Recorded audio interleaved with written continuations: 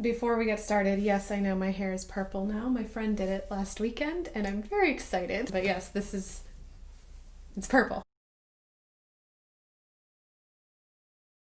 Hello, my name is Kelsey Zelma Herx. You can call me Zelma. And this week we're going to be covering one of my absolute favorite plays, Titus Andronicus.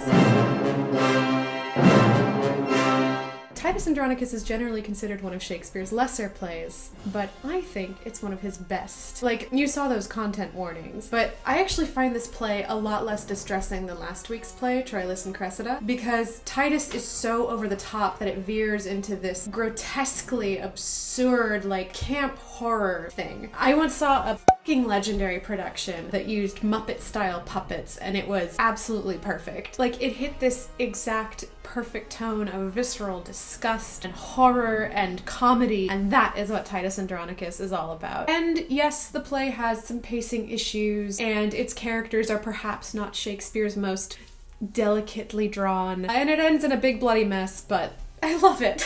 This is a fucked up play for fucked up people, so let's just get to it. Ancient Rome, Caesar has died, long live Caesar. Or at least that would be the case if we could decide on succession. Saturninus, the older son, thinks that he should be emperor because he's the oldest, and Bassianus, the younger son, thinks he should be emperor because he's just more suited to it, I guess. Meanwhile, there's been an election, and the people chose Titus Andronicus, a war hero who just defeated the murderous Goths, the ancient nomadic tribe of people, the Goths. So the brothers are like, well, I guess the people have spoken. Enter Titus Andronicus. Titus is full-on lawful neutral, all noble, all by the books. If it's the thing he's supposed to do, he will do it, whether it's right or wrong. Titus brings on the Goth royal family, Tamara, queen of the Goths, and her 3 grown sons in shackles, and announces he's going to ritually sacrifice the oldest son, greatest warrior, because that is what one does after war, to pay tribute to one's fallen brethren. Tamara, queen of the Goths, begs for mercy for her son's life, and Titus is like, nope, sorry, this is what we have to do, and that's that. Then Titus turns to the emperor's sons and is like, look, I'm old, I'm tired, most of my kids are dead, I don't really want to be emperor. Saturninus, you're older, you should just take it, and I'm gonna go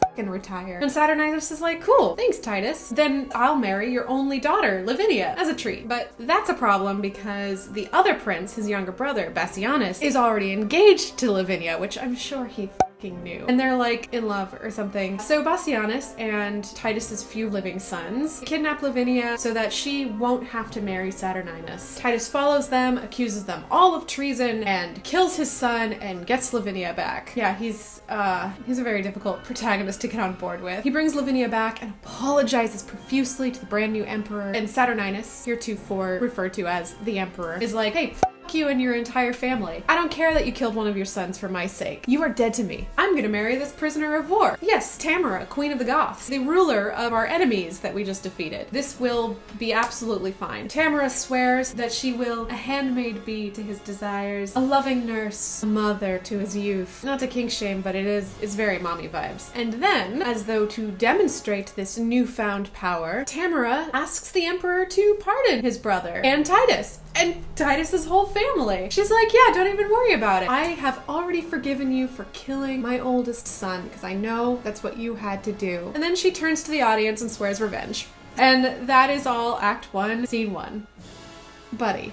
Yeah, I told you there were some pacing problems with this show, and there we are. So we're all friends now. Bassianus is betrothed to Lavinia. The Emperor Saturninus is betrothed to Tamara, former queen of the Goths. And Titus is just trying to keep his head down and be a good Roman. Enter Aaron. Now, there is some debate over who is the greatest Shakespeare villain. If someone says Iago, they are wrong and also possibly boring. If they say Richard III, they are a little less wrong, but still wrong, because if anyone ever asks you who the best villain in all of Shakespeare is, there is a correct answer, and it is Aaron. Aaron the Moor.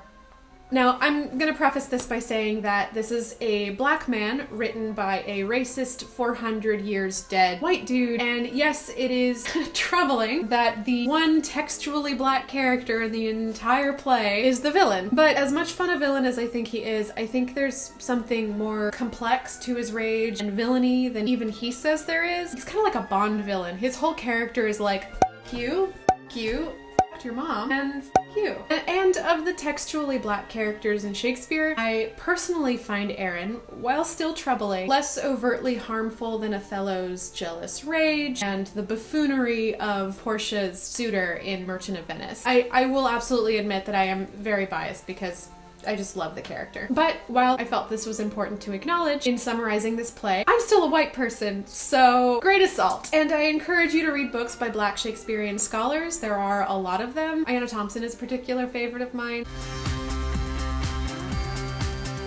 But there are so many others. Seek them out and take in what they have to say. Anyway, enter Aaron. He's excited because Tamara, Queen of the Goths, is now Empress. And he tells the audience directly that they have been an item for a while. In fact, it seems like she's in love with him. And while he doesn't say as much, he seems to enjoy her company quite a bit too. So he'll keep pretending to be her servant, all the while enjoying the privileges of a consort. It's great. In come Tamara's grown sons, who are complaining that Lavinia is engaged to Bassianus because she's so hot and they want her. And Aaron is like, why not just kill Bassianus and rape Lavinia? And the lads are like, oh, yeah, that works for us.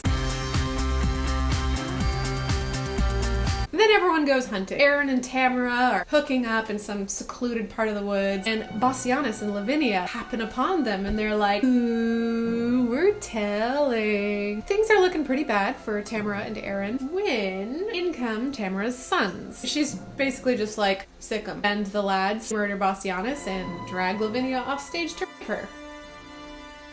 Aaron manages to frame 2 of Titus's remaining sons for Bassianus' murder, and they are taken away and sentenced to death, while the lads who actually did the deed get away with it. Lavinia is soon found with her hands and tongue cut off, so she can't tell or write what happened to her. Don't get too hung up on the efficacy of that. It's more like a metaphor than an actual effective way of silencing her. It's a way to dominate and take away her power. So Aaron goes up to Titus, who is obviously having the worst fucking day of his life, and says, oh hey, I just heard from the council, if you chop your hand off and give it to me, they'll spare your sons. So Titus chops his hand off and gives it to Aaron, and mere moments later a messenger comes back and presents to Titus the hand that he just gave him, as though he can do anything with that now, and the severed heads of his 2 sons, and is like, yeah, your sons were already dead. Aaron just asked you to cut your hand off for the of it. So outraged and ready for revenge, Titus sends his last remaining son to seek out the Goths, Tamara's former people, and enlist their help. Presumably, some time passes. With Shakespeare, it's never good to get hung up on how long things are taking. And they figure out that they can give Lavinia a really long stick for her to maneuver, so she can write in the dirt that it was Tamara's sons who did this to her. Meanwhile, Tamara, former Queen of the Goths, gives birth to a baby. The baby is black.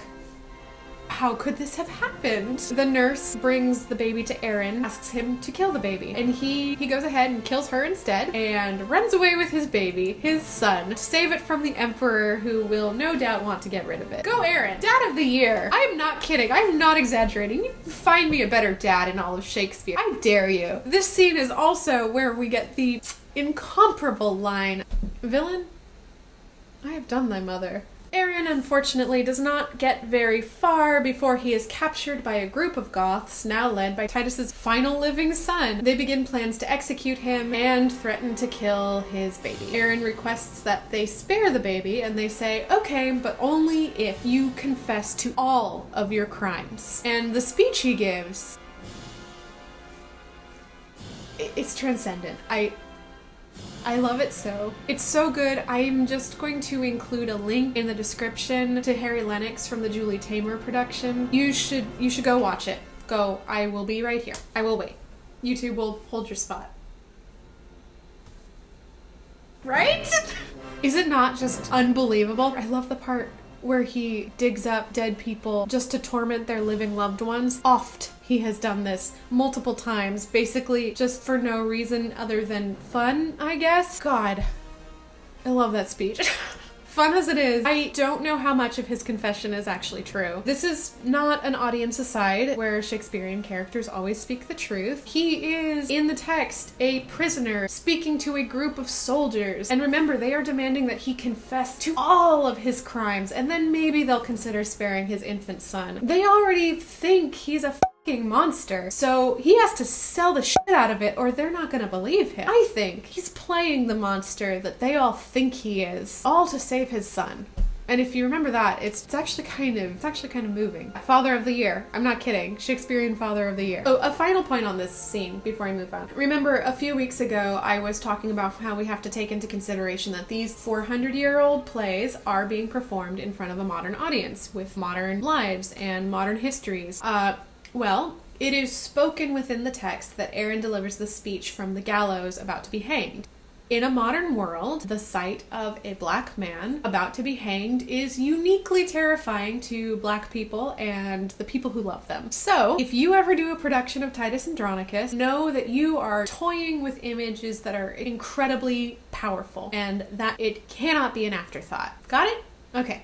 Cool, let's move on. Back in Rome, everyone thinks that Titus has gone mad. Tamara decides to capitalize on this and visits him with her sons in fantastical costumes. She tells them that they are the spirits of revenge, murder, and that they will help him get revenge on Tamara and her evil sons if he tells the Goths not to attack. Titus agrees, and in return, Revenge promises to invite the Emperor and Empress to dinner at Titus's tomorrow. Titus asks that Rape and Murder, Tamara's sons, stay with him until the royal family arrives. This is not suspicious in any way, and Tamara and her lads agree.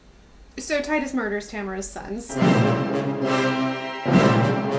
He lets Lavinia help, which is nice of him. He then cooks the lads into some forbidden meat pies, all ready for the dinner party tomorrow. At the dinner party, Titus serves up some boy pie, everyone digs in. Then Titus gets the party started by mercy killing Lavinia because she cannot live with the shame.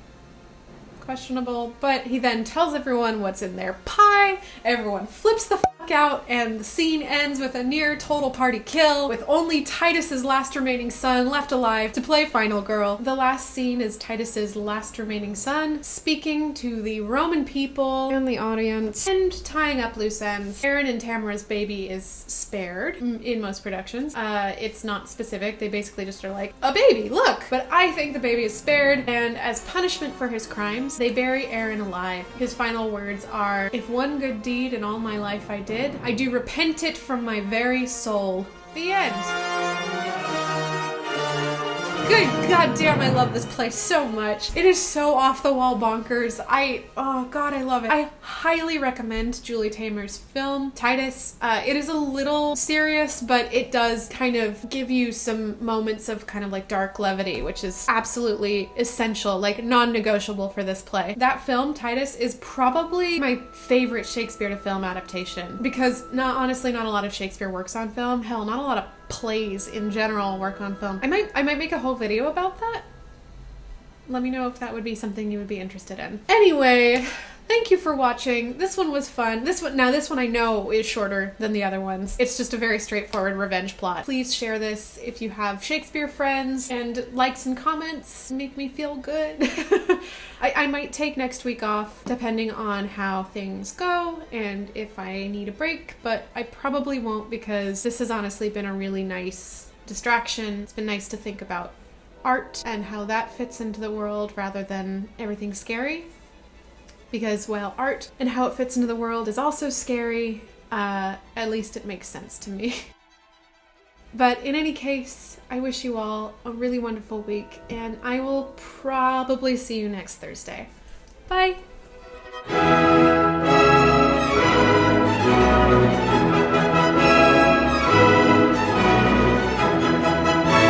And that is what Titus Andronicus is all about.